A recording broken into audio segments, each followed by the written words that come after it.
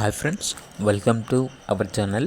ఈరోజు మీకోసం good quality Rottweiler dog అనేది అమ్మకానికి అయితే తీసుకురావడం జరిగింది. ఫీమేల్ డాగ్ యాల్బ్లో ఉంది. డాగ్ యొక్క ఏజ్ వచ్చేసి 9 months.